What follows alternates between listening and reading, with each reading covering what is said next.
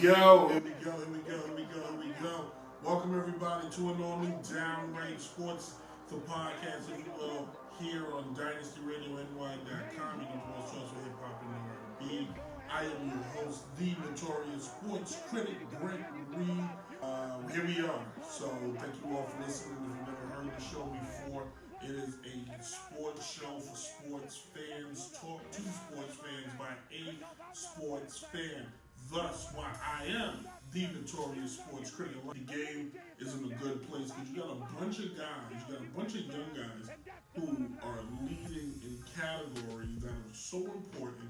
Like, for example, you got Vlad Guerrero Jr., who's looking like he's going to win the batting title in both leagues. He's leading all of baseball with a batting average of 320 currently right now. He was the home run leader. He is tied right now with Salvador Perez of Kansas City Royals, having a breakout year for a guy who's already had a World Series, multiple Gold Gloves, multiple-time All-Star.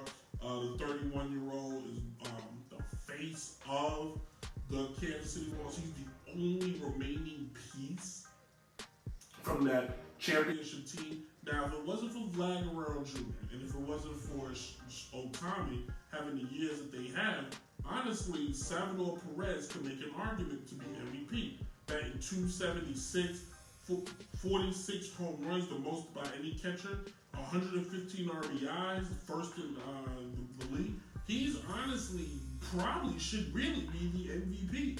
Kansas City has no chance, as Vince McMahon will say, no chance in hell of making the playoffs right now. But if you're going to give Otani an opportunity to win the MVP because he pitches and he hits, Salvador, honestly, it may be the real MVP. He's a catcher. Apparently, he plays every day. Either he's catching or he's DHing, but he really loves to catch. He's a great catcher. He 6'4", 240 is behind that plate catching. And with the numbers he has, how can you not make an argument for him to be the league MVP? And then you have Vlad Guerrero Jr., who right now is kind of in the race to win the Triple Crown. I doubt he's going to get it. He's batting 3 now. Anyway, where was I? Vlad Guerrero Jr., with his numbers, to me, the batting average, so I know the game has gone away from its fundamental, principles: hitting, fielding, play, making the playoffs. With his team in contention to make the playoffs, and right now the way the Yankees play on a day-to-day basis, Toronto probably finds itself in the playoffs for the second straight year in a row for the first time in a long time. You can make an argument. You can almost just close the case on the fact Vlad is the lead. He's the AL MVP at least. And Otani's having a fantastic year. It looks good on paper. I mean, the guy has only 2 losses all year. They thought his arm was done. He's taller than I thought. They thought his arm was done. But he's batting 257. He's 94th in batting average. He's got 44 home runs, which is pretty sweet. He's got 94 RBIs, which is pretty sweet. But he doesn't play his pitching is huge because but he pitches only once a week. And he's DHing. Now, you may get more of an argument from me if he was pitching and going to play left field, center field, first base, whatever. Then he really be making it into, snap, this guy's all over the place. But, and it's not like, as a pitcher, he's just, just mowing the ball down. And we want to look at him, see if I can pull his pitching numbers.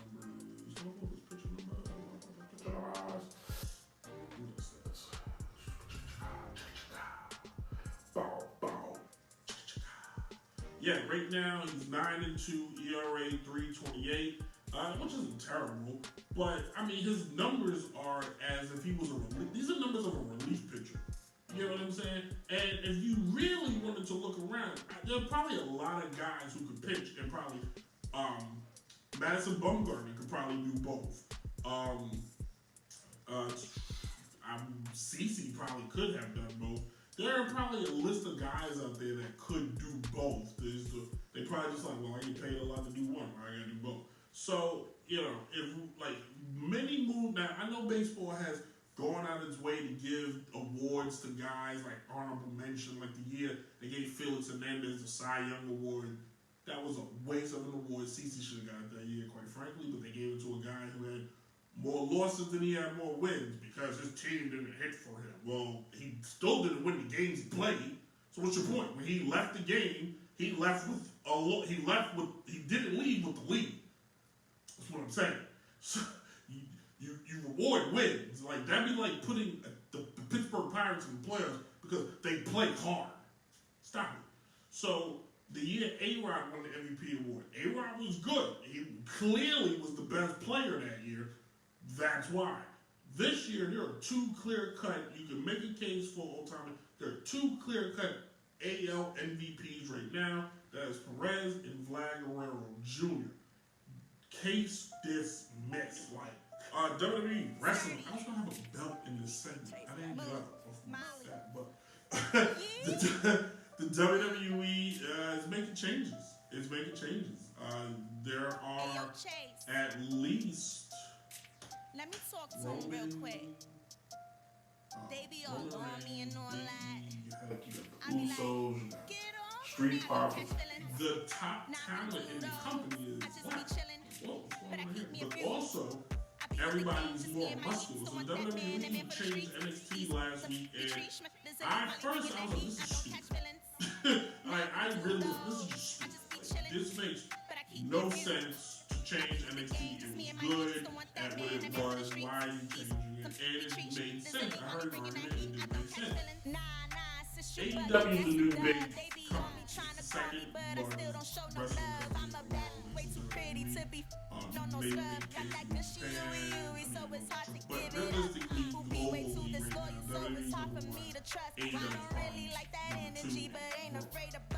AEW has all indie darlings, guys who are independent wrestlers, smaller guys smaller than me. That's what they wanted to do. There were a lot of guys who wrestled in Ring of Honor, guys who wrestled around the world. They're in AEW.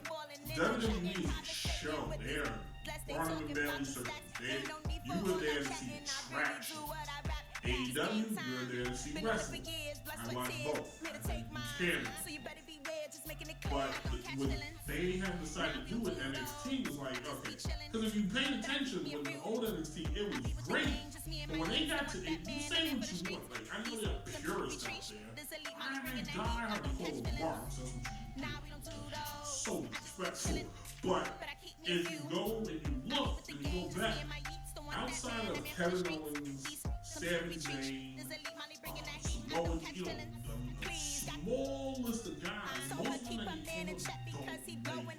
And if you, like, it's one thing to get called up in New York, in LA, places where they're huge fans. But when you are in, like, a small market, they don't know who some of these guys are, and they don't get the reaction that they're looking for. The reason why Finn Balor's on TV is because the fans go crazy when he comes up. The reason why Daniel Bryan was big, the fans were crazy. CM Punk cut through that because there's some guys that can just cut through it. Not everybody can, and I think that's why WWE's like, you know what, forget this. When it does, like, I now see why they cut their roster.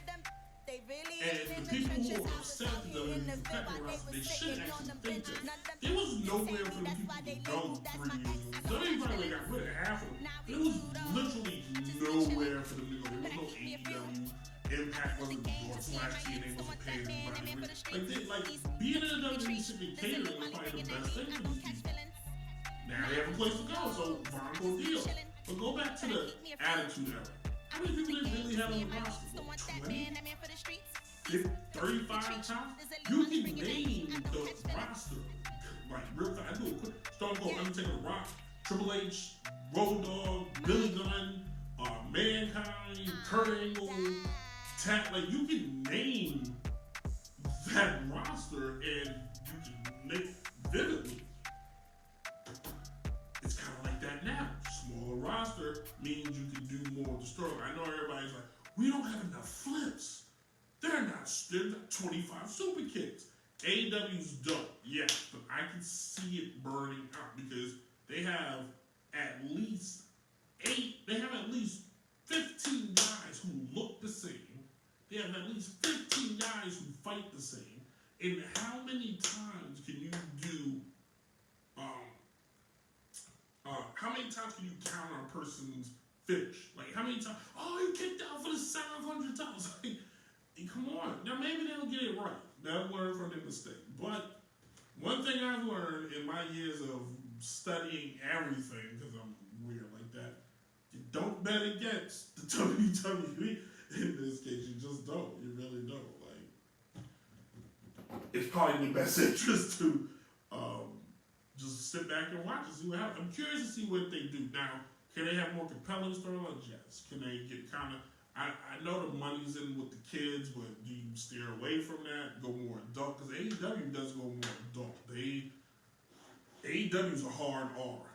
They're a close R at least. Like AEW is a special fusion of WWE, ECW, and WCW. They have a little bit of everything.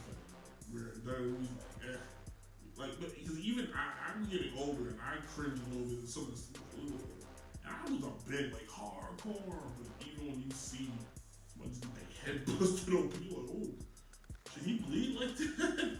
Like, come on, calm it down, bring it down. Now WWE's supposed to have their draft next month, probably a week from now. So I always like the draft. I always like the idea of the two brand thing, but where I think they messed up is they still keep the shows kind of the same, and I don't think they should, like, if they're going to have the two brands, and the idea behind that was because there weren't another company, so they made their own company. But if you're going to have your own thing, and Raw's supposed to be separate from SmackDown, really make it different. Have the segments different, you know what I'm saying? Just don't make the lighting different, make it all different. Heck, the belt should look different. The WWE belt should look different than the Universal title. It was cool when it was the WWE title and the World Heavyweight, the big gold World Heavyweight title. Make them different, man. And then like when they do the draft, you really make it fun. Have like a fake Fox representative, and have like a fake USA representative or Peacock representative. Like have something cool like that. And I kind of wish they could go back to the GM, or something like that. It would be a little cool. They started doing it a little bit with like the commissioners, but I thought it was dumb to have a commissioner for Raw and a commissioner like that doesn't make sense. Just have one commissioner and then two GMs and fire one every other month or whatever you want to do. So like when they first did this brand split in the early 2000s, it was a distinctive difference in Raw and SmackDown. Like you could clearly see the difference. And I think if you like with the WWE, you got SmackDown on Fox. Keep that kind of PG, and then make Raw edgier. Like it's called Raw. I don't tune into Raw to see, SpongeBob Playhouse, which is probably more edgy than Raw. So anyway, thank you all for. And then if you're just like tuning in, you're like, oh, I want to hear this guy and so forth. Download the podcast, Apple Podcasts, SoundCloud, Google Play, and Spotify. And then we'll talk to you guys next week. Some new topic. I think next week I may do the what if topic, which should be a lot of fun. I'm stealing an idea from Disney, so what if Allen Iverson ended up in Minnesota like he wanted to? That should be cool. So we'll talk to you about that. I'll talk more about that later. You guys be safe out there. Wash your hands. Be respectful for each other. Let's go. And I had to burp because I drink a Red Bull at 12 o'clock at night. And as always,